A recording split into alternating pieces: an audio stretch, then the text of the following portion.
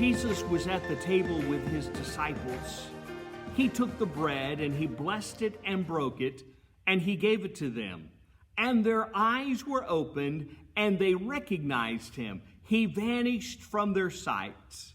They said to each other, "Did not our hearts burn within us while he talked to us on the road, while he opened up the scriptures to us?" This is Lakewood Church of the Ozarks in Branson, West Missouri, a spirit-filled, Bible-believing church for the entire family. This is the third time that Jesus uses the pattern blessed, broken, and given in the Gospels. And on the third time, Jesus takes bread into his hands, he blesses it, breaks it, and he gives it to the world. This is the moment of mission. This is Jesus blessing bread to open the eyes of people who are disillusioned and downcast. In a way, this is a story that shows that being blessed, broken, and given is for the sake of the world, not just ourselves, and not even just the church. To be given is to be sent out of love for Jesus. Before we talk about what it means to be given, we need to ask, why are we given? Why do we allow our lives to be given for others? The obvious answer is love. But what or who do we love in order to become given? The answer again seems obvious. The person who you are serving, the one to whom you are being given to. If your life is being given for your children, then it is your love for your children that leads you to the place of service. In your life, if your life is to be given in service of the poor, then it is the love for the poor that leads you to be given. Yes, that's the obvious answer, but I think it's possibly incomplete. This answer is not enough to sustain us, not enough to carry us through the dark nights and the lonely hours. It won't push us through the pain and the hurt that we experience when the person that we are being given to falls from grace. If you don't believe me, ask the Apostle Peter. In John chapter 21, after the resurrection of Jesus, Peter returned to his past life of fishing. Think about it. He ran to the tomb. He saw that it was empty. He was most likely with the other disciples when Jesus appeared to them. He may have even been there when Thomas placed his hand on Jesus' scars, and still he went back to his old livelihood. Maybe Peter felt as if he had lost it all the night Jesus was crucified, when he denied even knowing who Jesus was.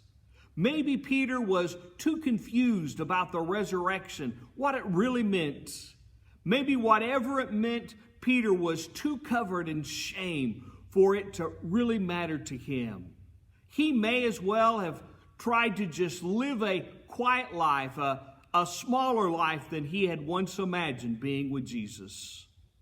The Gospel of John describes how Jesus found Peter and he reenacted the first encounter whenever Jesus called Peter to follow him. Jesus yells out to them at the boat, "Throw your nets on the other side of the boat." And when Peter heard this, he recognized this as the voice of Jesus. He threw off his robes and he swam to the shore, leaving the other disciples to drag the fish to the shore. There is a lot to be said for the conversation between Jesus and his disciples. But the main point is that Jesus was reinstating Peter's purpose. his mission, his calling. He was reaffirming Peter's direction in his life. The three repetition of questions are meant to correspond with the threefold denial that Peter had. In this restorative call, Jesus asked Peter simply, "Do you love me?" Notice he didn't say, "Do you love the sheep?" or "Do you love the food?" meaning the teachings of Jesus. He didn't say, "Do you love yourself? Do you love purpose? Do you love mission?" No, the question was simply, "Do you love me?" You see, it's not our love for purpose or our love for calling, not even our love for others that will sustain us. In the end, that's not enough to keep Peter faithful. The love of calling will never keep you from falling. Do you love Jesus? Do you love Jesus above all else?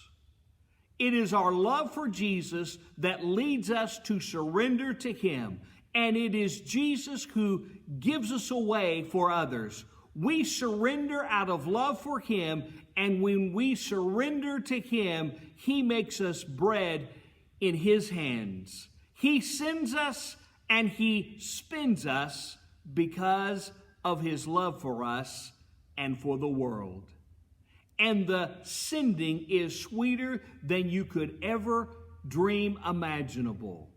This is how we become given for the life of the world.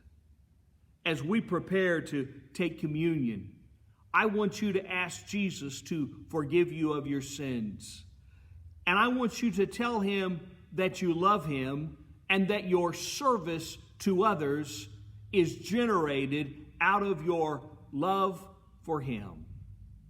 Jesus, thank you for saving me and sending me into the world as it is given by you and from you. Lord, bless this nation and heal our land. This is Pastor Cecil W. Todd of Lakewood Church of the Ozarks in Branson, West Missouri, a spirit-filled, Bible-believing church for the entire family.